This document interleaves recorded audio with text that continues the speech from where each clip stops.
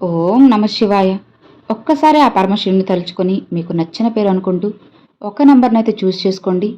ఇక వారి మనసులో మీకోసంగా ఎలాంటి ఆలోచనలు ఉన్నాయి, మీ గురించి వాళ్ళు ఏమనుకుంటున్నారు, ఇలా ప్రతి ఒక్కటి కూడా మనం స్వయంగా అయితే తెలుసుకుందామండి.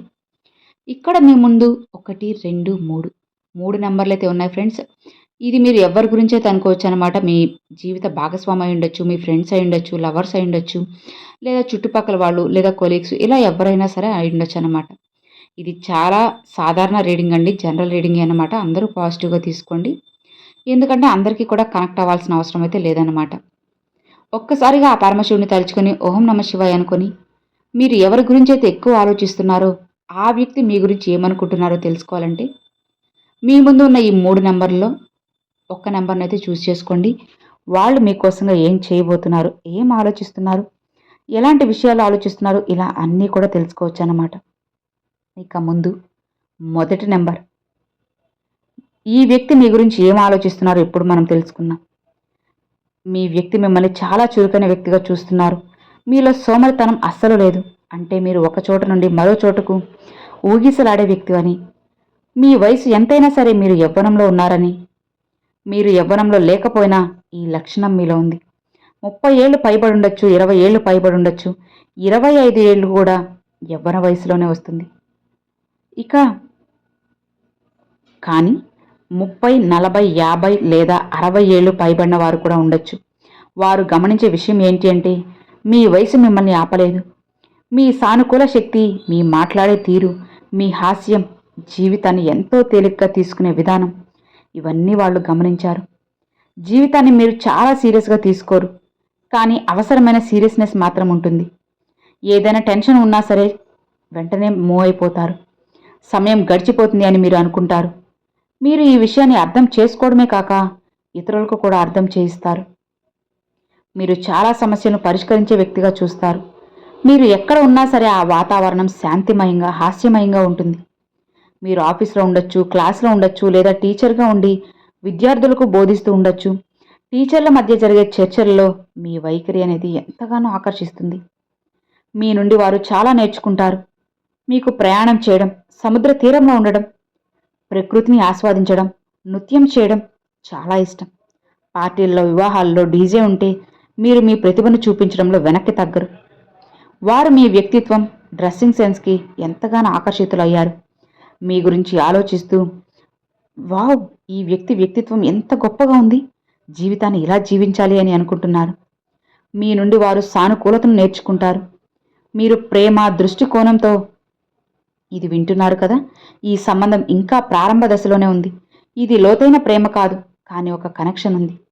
వారు మిమ్మల్ని చూస్తూ ఈ వ్యక్తిలో ఏదో ఉంది, ఈ వ్యక్తి ఆకర్షిస్తాడు అని అనుకుంటారు. మీతో మాట్లాడడం వారికి ఇష్టం, కానీ మీరు ఎక్కువగా మాట్లాడరని వాళ్ళు గమనిస్తూ ఉంటున్నారు. ఇతర సోషల్ సైట్స్లో ఎక్కువగా టెక్స్ట్లు రాయడం మీ స్వభావం కాదు. కాల్లో కూడా ఎక్కువగా మాట్లాడరు, ముఖాముఖిగా మాత్రమే మాట్లాడతారు. ఈ విషయాన్ని వారు గమనించారు. మీరు ఎవరిని మీపై ఎక్కువగా ఆధిపత్యం చేయనివ్వరు, ఎవరిని మీకు ఎక్కువగా దగ్గర రానివ్వరు. మీ సమయాన్ని మీరు మీకోసం ఉపయోగిస్తారు, ఎవరికి ఎక్కువ సమయం కేటాయించరు. మీకు ఆనందించడం, ప్రయాణం చేయడం, బయటికి వెళ్ళడం చాలా ఇష్టం. మీరు ఒక సానుకూల ఆలోచనను కలిగి ఉంటారు.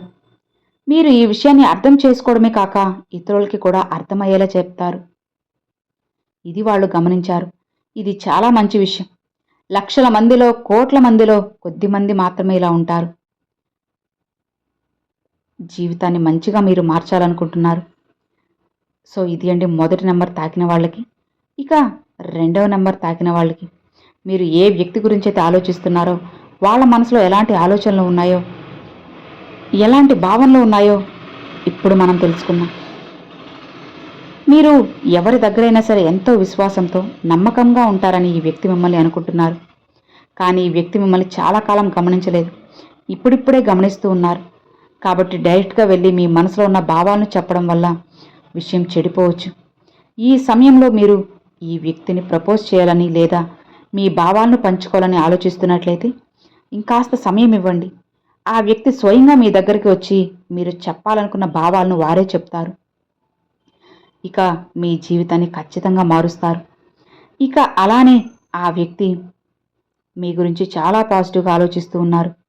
వాళ్ళ హృదయంలో మీకోసంగా ఒక మంచి స్థానాన్నైతే వాళ్ళు మీకోసంగా ఇచ్చారన్నమాట. అలానే చాలా బిజీగా ఉండే వ్యక్తిగా మిమ్మల్ని చూస్తున్నారు. మీ జీవితంలో ఎప్పుడూ ఏదో ఒక పనిలో మునిగి ఉంటారు. మీ దగ్గర అస్సలు సమయం ఉండదు. ఈ పని, ఆ పని అంటూ విషయాలను మేనేజ్ చేస్తూ ఉంటారు. మీకు స్వయంగా సంతోషంగా ఉండే అంత సమయం కూడా లేదు. కానీ ప్రేమ విషయంలో మీరు చాలా నిజాయితీ గల వ్యక్తి అని వాళ్ళు అనుకుంటున్నారు. మీరు మీ ప్రేమ కథను వారికి చెప్పుండొచ్చు, లేదా వారికి మీరు నిజమైన ప్రేమను వెతుకుతున్నట్లు వ్యక్తిగా కనిపిస్తారు. మీ జీవితంలో ఒక బాల్య స్నేహితుడు ఉండొచ్చు. ఆ వ్యక్తిని మీరు ఇష్టపడి ఉండొచ్చు. అలానే ఈ కథను మీరు వాళ్ళకి చెప్పుండొచ్చు. వాళ్ళు అనుకుంటున్నారు ఈ వ్యక్తి తన జీవితంలో నిజమైన ప్రేమను వెతుకుతున్నాడు అని. కానీ మీరు మీ కెరీర్ కోసం ప్రేమ మరియు కుటుంబాన్ని సమతుల్యం చేయలేకపోతున్నారు. నిర్ణయాలు తీసుకోవడంలో కాస్త ఇబ్బంది ఉంది. ఏ దిశలో వెళ్లాలో తెలియడం లేదు. మీ జీవితంలో చాలా మంచి వ్యక్తులు ఉన్నారు, కానీ మీరు వారిని గమనించరు. మీరు గందరగోళంలో ఉన్నారు. ఎవరైనా మీరుతో మాట్లాడుతున్నప్పుడు మీరు చాలా సీరియస్గా ఉంటారు. అలానే నిర్ణయాలు తీసుకోవడంలో కొన్నిసార్లు తప్పు చేస్తూ ఉంటారు. తరువాత నేనే తప్పు చేశాను అని అనిపిస్తుంది. వారు మీ గురించి ఇలా అనుకుంటున్నారు. మీరు నిజాన్ని కొంచెం తప్పించుకుంటారు, ఊహలలో ఎక్కువగా జీవిస్తూ ఉంటారు అని. మీరు నిజమో కాదో మీకు తెలుసు, కానీ వారి దృష్టిలో మీరు ఊహల్లో ఉంటారు కాబట్టి కొంచెం గందరగోళంగా కనిపిస్తారు. మీరు తరచూ వారిని అడుగుతూ ఉంటారు ఏం చేయాలి, ఏం చేయకూడదు అని. ఈ విషయాన్ని వారు గమనిస్తారు. మీరు గందరగోళంలో ఉన్న వ్యక్తిగా వాళ్ళకు కనిపిస్తారు. యూనివర్స్ నుండి మీకు మంచిగా సపోర్ట్ అయితే ఇక రాబోతుందన్నమాట. అలానే యూనివర్స్ మీకు కొన్ని గైడెన్స్ అయితే ఇవ్వబోతుంది.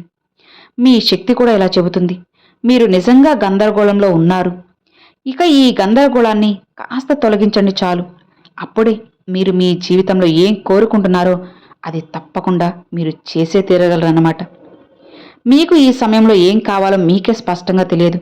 ఈ వ్యక్తి మీ జీవితంలో కావాలా లేదా వేరే వ్యక్తి కావాలా, ఎలాంటి వ్యక్తి కావాలి, ఏం చేయాలి, ఏం చేయకూడదు, ఇలా మీ మనసులో ఎన్నో ఆలోచనలు తిరుగుతూ ఉంటాయి.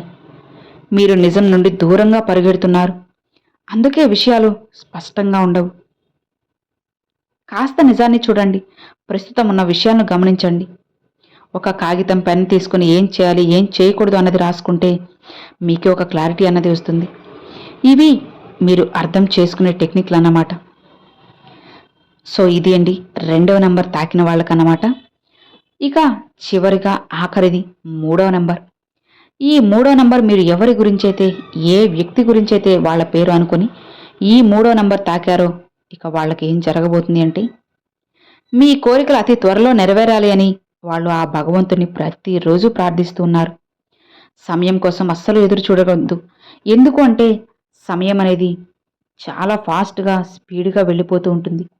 ఇక వాళ్ళు అనుకుంటూ ఉన్నారు మీ మనసు నుండి, అదే మీ వైపు నుండి మొదటి అడుగు వీళ్ళ వైపుకు రావాలి అని ఆశపడుతున్నారు.